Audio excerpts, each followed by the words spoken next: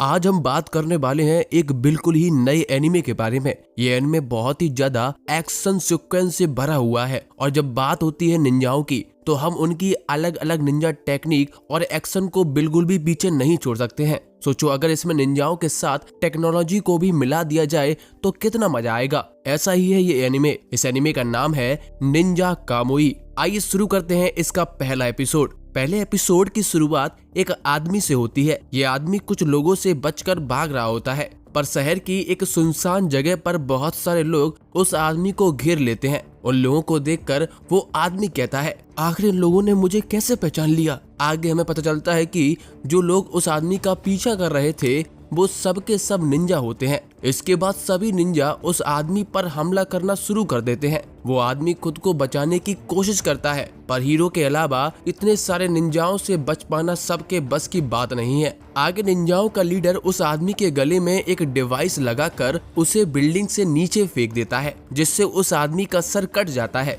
इसके बाद निंजा एक डिवाइस से उस आदमी को वेरीफाई करता है। हमें पता चलता है कि उस आदमी की शक्ल कुछ और ही दिखाई देती है। ऐसा लगता है कि उस आदमी ने खुद की असली शक्ल पर कोई मास्क लगा रखा था। अगले सीन में हमें एक आदमी दिखाया जाता है जो अपनी फैमिली के साथ मजे से शहर के बाहर रह रहा होता है। इस आदमी की फैमिली में इसकी वाइफ और एक छोटा बच्चा होता है और सभी लोग बड़े ही प्यार से एक साथ रह रहे होते हैं। इसके बाद सीन चेंज होता है। आदमी की वाइफ टीवी पर न्यूज देखती है। इस न्यूज में उसी ही आदमी के बारे में बताया जा रहा होता है जिसकी निंजाओं ने सर काटकर हत्या कर दी होती है। ये देखकर उसकी बीवी थोड़ी परेशान हो जाती है और अपने पति से कहती है कहीं ये उन लोगों का काम तो नहीं है। तभी उनका बच्चा बीच में आ जाता है, जिसकी वजह से ये बात वहीं खत्म हो जाती है और आदमी अपने बच्चे को लेकर उसे सुलाने के लिए चला जाता है। आगे हम देखते हैं कि इस आदमी ने अपने घर के चारों ओर सीसीटीवी कैमरा लगवा रखे होते हैं, जिससे वो पूरे घर पर निगरानी रख सके।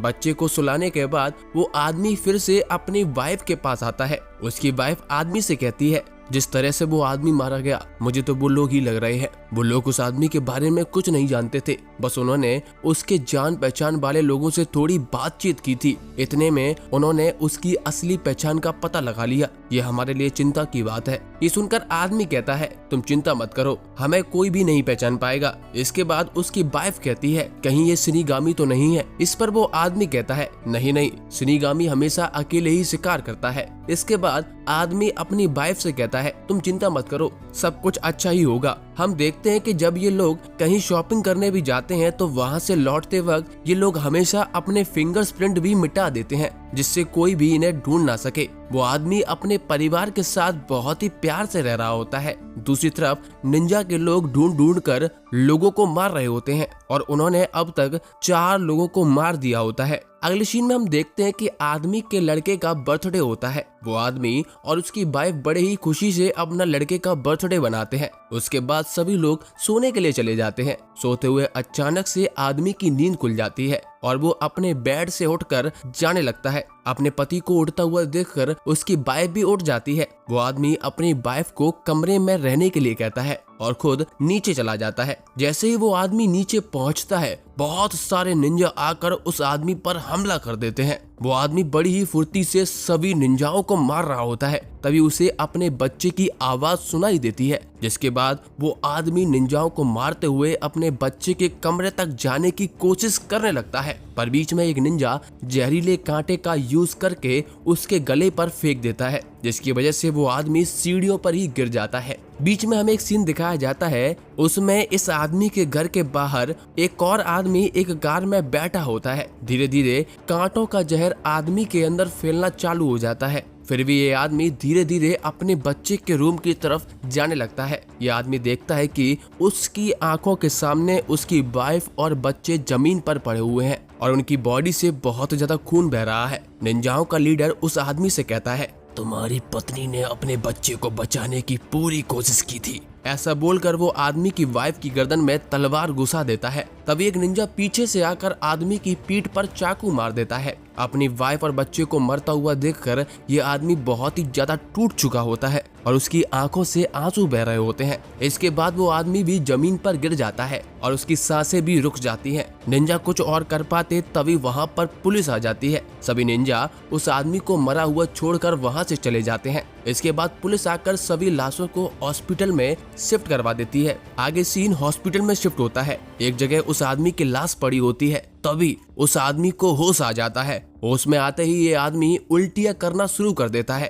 पर थोड़ी देर बाद फिर से बेहोश हो जाता है। अगले सीन में हॉस्पिटल का स्टाफ उस आदमी का इलाज करना शुरू कर देता है। हमें इस आदमी का नाम लोगन बताया जाता है। जैसे ही लोगन को होश आता है वो अपनी बीवी और बच्चे को याद करने लगता है, पर डॉक्टर उसे बताता है कि उसकी वाइफ और बच्चे की मौत हो गई है। ये सुनकर लोगन रोने लगता है। थोड़ी ही देर बाद वहाँ पर 2 FBI एजेंट आ जाते हैं। उनमें से एक लड़की होती है जिसका नाम एमा होता है और एक आदमी होता है जिसका नाम माइक मॉरिस होता है। ये दोनों लोगन से पूछते हैं, क्या तुम उन लोगों को जानते हो जिन्होंने तुम्हारे परिवार पर हमला किया था? इस पर लोगन उन्हें कुछ भी जवाब नहीं देता है और गुस्से की वजह से अपने बेड शीट को पकड़ लेता है। ये देखकर माइक मिस्टर लोगन से कहता है, ठीक है, मैं यहाँ पर अपना कार्ड रख देता हूँ, अगर तुम्हें लगे तो तुम मुझे कॉल कर सकते हो। ऐसा कहकर दोनों FBI एजेंट वहाँ से चले जाते हैं। जाते वक्त माइक एमा से कहता है, वो ना हो पर ये आदमी जरूर उन लोगों को जानता है, इसीलिए हम लोग एक एक करके इस आदमी पर निगरानी रखेंगे। अगले सीन में मिस्टर लोगन व्हील चेयर पर हॉस्पिटल की छत पर बैठा हुआ होता है और एमा छुपकर उस पर नजर रखी होती है। हमें एक छोटा सा फ्लैशबैक दिखाया जाता है जहां पर लोगन व्हील चेयर पर अपने बीवी बच्चे की लाश को देखने के लिए जाता है, पर रूम में घुसने से पहले ही मिस्टर लोगन को बहुत ही ज्यादा गुस्सा आता है और वो अपने हाथ से एक कांटा निकालता है और अपने दूसरे हाथ में जोर जोर से मारने लगता है। इसके बाद हम वापस से प्रेजेंट में शिफ्ट हो जाते हैं। बहुत सारे निंजा आकर मिस्टर लोगन पर फिर से हमला कर देते हैं, पर लोगन इस बार और तेजी से उन निंजाओं पर हमला करता है और उन सबको मारने लगता है। एक सीन में मिस्टर लोगन एक निंजा टेक्निक यूज करते हैं जिसमें उसके मुंह से काला धुआं निकलता है और उस धुएं में उनकी पूरी बॉडी गायब हो जाती है। हमें बस केवल उसका सर ही दिखाया जाता है और पलक झपकते ही लोगन कई सारे निंजाओं की गर्दन काट देता है। लड़ाई को देखकर एमा बीच में घुसने की कोशिश करती है, पर लोगन उसे मारकर बेहोश कर देता है। इसके बाद लोगन बड़े ही स्टाइल से तलवार का यूज करके सभी निंजाओं को काटने लग जाता है। लोगन अपनी तलवार को फेंक कर लिफ्ट का बटन दबा देता है जिससे लिफ्ट ऊपर आ जाती है। जैसे ही लिफ्ट ऊपर आती है लोगन एक डंडे की हेल्प से बचे हुए निंजाओं को लिफ्ट में ढकेल देता है और लिफ्ट के अंदर उन्हें मार देता है। जैसे ही लिफ्ट नीचे जाकर खुलती है वहाँ पर और बहुत सारे निंजा खड़े होते हैं। आगे हम देखते हैं कि माइक भी वहाँ पर पहुँच जाता है। वो देखता है कि लोगन ने बहुत सारे निंजाओं को मौत के घाट उतार दिया है। इसके बाद अब केवल निंजाओं का लीडर बचता है। लीडर को देखकर लोगन को अपनी बीवी और बच्चे की याद आती है और वो पूरी तेजी के साथ लीडर पर हमला कर देता है। लीडर मिस्टर लोगन की गर्दन पर भी एक डिवाइस लगा देता है, पर लोगन उस डिवाइस की रस्सी को तुरंत ही काट देता है। इसके बाद थोड़ी ही देर में लोगन लीडर को मार देता है। लोगन निंजा टेक्निक का यूज करके खुद के क्लोन बनाता है। ये देखकर लीडर हैरान हो जाता है और लोगन फुर्ती के साथ लीडर को मार देता है। लोगन लीडर से पूछता है, आखिर तुम्हें कैसे पता चला कि ये मैं ही हूँ और तुम्हें मेरे बारे में जानकारी कैसे मिली? इस पर लीडर कहता है, तुम कितनी भी कोशिश कर लो मगर तुम बचकर नहीं भाग सकते हो। ये सुनकर मिस्टर लोगन अपना मास्क हटा देता है और हमें लोगन का असली चेहरा दिखाई देता है। जैसे ही मिस्टर लोगन का असली चेहरा लीडर के सामने आता है वो बहुत ज्यादा डर जाता है और मिस्टर लोगन फाइनली उसे मार डालता है। अगले सीन में लोगन अपनी वाइफ और बच्चे की लाशों को देखने के लिए जाता है और वहां से अपने घर पर चला जाता है। हम देखते हैं कि लोगन अपने घर से एक खुफिया बॉक्स निकालता है। इस बॉक्स में कुछ सामान के साथ उसकी बीबी और बच्चे की असली फोटो रखी होती है। इससे हमें पता चलता है कि उसकी वाइफ और बच्चे भी एक मास्क लगाकर रह रहे होते हैं। आगे लोगन अपने घर को आग लगा देता है जिससे कुछ भी सबूत ना बचे।